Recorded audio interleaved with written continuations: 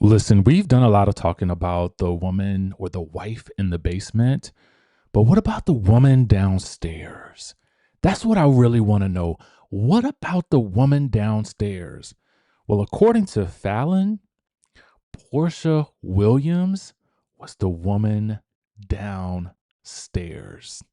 Watch out, Pinky Cole. Sounds like we got a new movie of the week coming for that book of yours. But don't worry, we got to talk a little bit about Pinky, and we're going to do some talking about Drew Sidora. So let's go ahead and get into the biz naive. If you guys have been following this story, you will know that Porsha did an interview with Carlos King. She spoke about Fallon and Simon and allegedly understanding that the reason why Porsha and Fallon, why Simon and Fallon broke up was because of this baby that she was having with Jalen.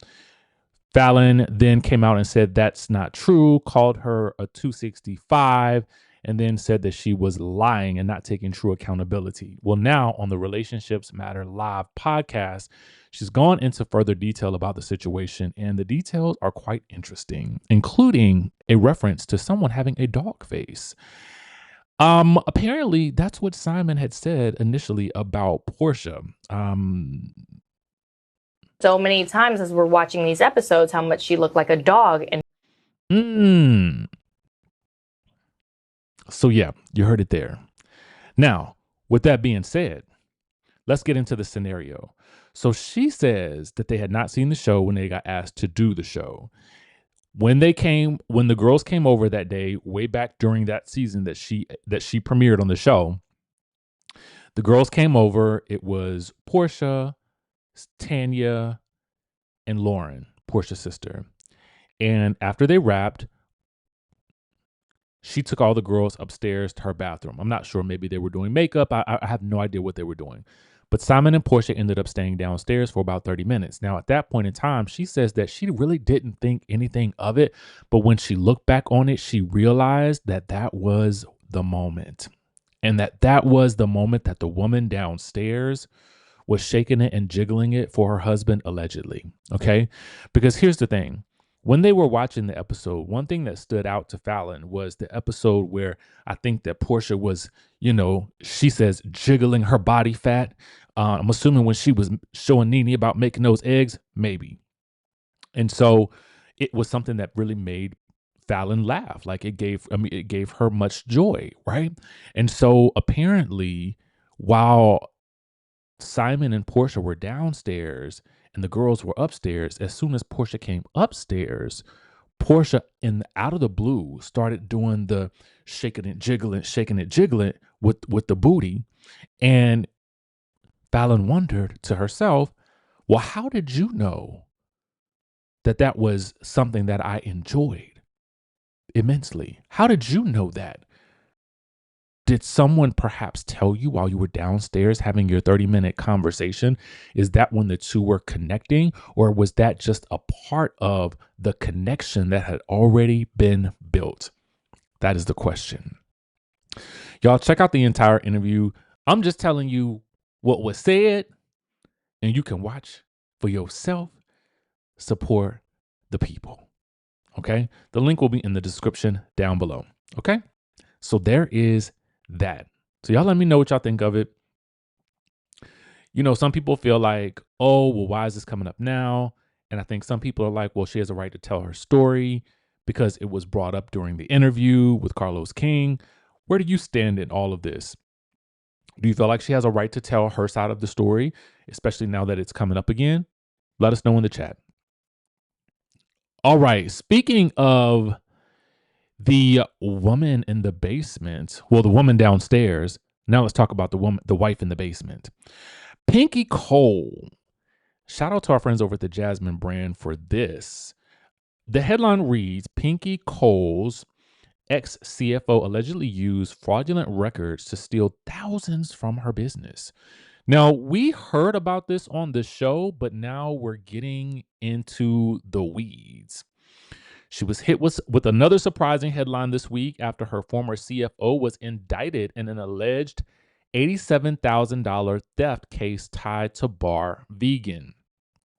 According to documents obtained by Black Enterprise, The ex-bar vegan executive is facing multiple felony charges, including theft by taking, forgery, and money laundering. Theft by taking, forgery, and money laundering. My God. Prosecutors allege he created fraudulent company records that appeared authorized before using them to initiate an $87,000 wire transfer for personal use. Authorities also claim Madison withdrew more than $24,000 through repeated $600 cash transactions and later moved the funds through several accounts.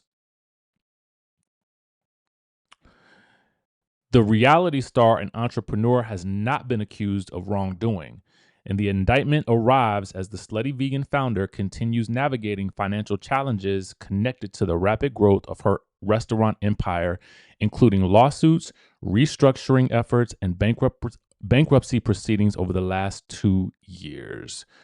So there is apparently some truth to what Pinky was saying. Not that I think any of us really doubted her, but I think it was more so that, it was hard to really decipher everything that was going on because I felt like she was just screaming bankruptcy, bankruptcy, bankruptcy, throughout the entire first couple of episodes. But this is her life. This is what she's going through. And so I am not one of those types of people that feels like, she should stop talking about it. I think that, this is her through line on the show, and she's going to emphasize that this is what is going on for her. It really is. It's truly what's going on with her. All right. So let's also talk about Drew Sidora. What's going on with Drew? Oh my God. So apparently, the headline reads, according to the Neighborhood Talk, Drew is accusing Ralph of falling $25,000 behind on mortgage payments and putting their home at risk of foreclosure, wants the judge to sanction him $1,000. Ralph denies her claims. Now, I don't know. This seems like it would be easy to prove by just contacting the mortgage company to find out if this is true or not. That would be an easy way for all of this to be mitigated, as far as I'm concerned, correct? No? Call down to whatever the company is that you're using, and then let's find out where we stand. Correctamundo or nah? Anyway, the claim is now that Drew is asking to hold Ralph in contempt, stating that there was a court order requiring him to make the monthly payments. She reportedly says his failure to pay was intentional and willful and accused him of showing no respect for the judge's order. She's asking the court to fine him $1,000 as punishment. Ralph is now denying it. He claims he is not behind on the mortgage and says the home is not facing foreclosure. He's reportedly asking the court to shut down Drew's request for sanctions.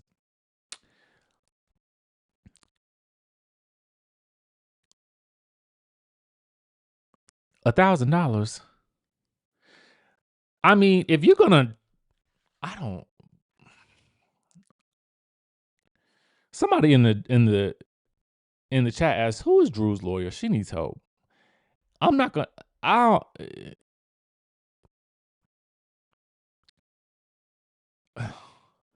It doesn't make sense to me. This is what I'm saying. Somebody else said behind $25,000, right? But sanctioned for one? Math, please. My thought is, if you're going to sanction someone for something, the sanction should be, or in my opinion, would be a punishment that is actually, worth its grain of salt. $1,000 when $25,000 is owed and foreclosure is looming sounds to me like you might want to be asking for more. No? It seems like a petty sanction amount to me. But I guess that's where we are with the two of them, is we are wrapped up in the land of petty. Okay? So, y'all know Kelli and Porsha are really not getting along. And I think that there was some commentary about Dennis maybe trying to holler at Kelli back in the day from that first episode of last season. Do y'all remember that? Well, now or maybe that was Brit. Y'all let me know because I know y'all remember. She is shutting down any rumors linking her romantically to Dennis McKinley. When she was talking to the girls on lip service, she made it clear that she and Dennis were never involved despite ongoing speculation online. She says, "I'm not interested in Dennis. I don't know why he continued to insert himself in women's business. I don't know. Maybe he wants a peach, a plum, a piece of bubble gum. I don't know." What I will say, though, is Dennis is probably one of the more, in my opinion, outside of Charles right now. Let me think about who else we got. Well, no, in terms of the people in Porsha's life, let me say it in this way. In terms of the people in Porsha's life, the men, the women, right now, from what we can see where we are in the show, Dennis provides more interest to me than the Mike guy. And we haven't really seen enough of Sway for me to be able to really tell what that's going to give. I just know, I think because we've been so accustomed to Dennis in Porsha's life, that their interactions feel a bit more real and raw.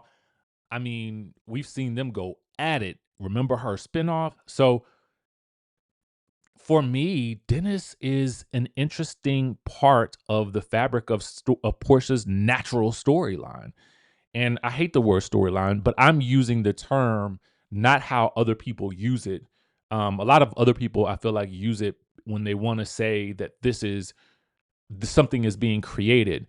But when I say storyline, it's a part of the life of her story, right?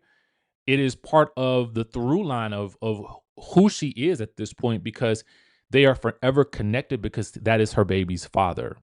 So there will always be something there to discuss, and their interactions are so interesting because it is very clear that there is still some level of either attraction, familiarity, or something to that effect. And they make good TV together. They do. They do. Because when you're watching the two of them, especially when you go back to Porsha's Family Matters, it became hard to tell who was indeed the victim and who was indeed the villain. That's interesting. That makes for interesting television. And that's what I like to see more of. The Kelli situation, I think, is kind of a non-starter at this point. I don't think it really matters much at all. I'm more interested in seeing Kelli work her way through what her finances are going to be in this whole situation with her ex. To me, that's more interesting. Strip all of the other stuff away from Kelli. And I think if we start from there, then I personally think she will thrive. She could thrive on this show. That's really what I want to see. I want to see the honest look at what she's going through, because I think that the meat and potatoes of her personality are there if she's willing to go there and be transparent and not fall into the trope of what the perception is to be a housewife, and just be a real person going through life experience and still trying to show up and look good. I would appreciate that. If we're gonna keep Kelli on the show, let's go with that. All right. That's all the news that we got for you guys right now. Make sure you guys keep it locked to the channel. Y'all, listen, our Faceless class last night was so lit. If anybody in the chat attended, y'all let them know. So I'm going to do it again. I'm going to do it on Tuesday, May the 12th. Okay. It's going to be at 7 p.m. Eastern Standard Time. I'm going to do it just like we did last night. Y'all, last night, I think it was supposed to be 90 minutes. We ended up going just about 2.5 hours last night, because there was so much ground to cover.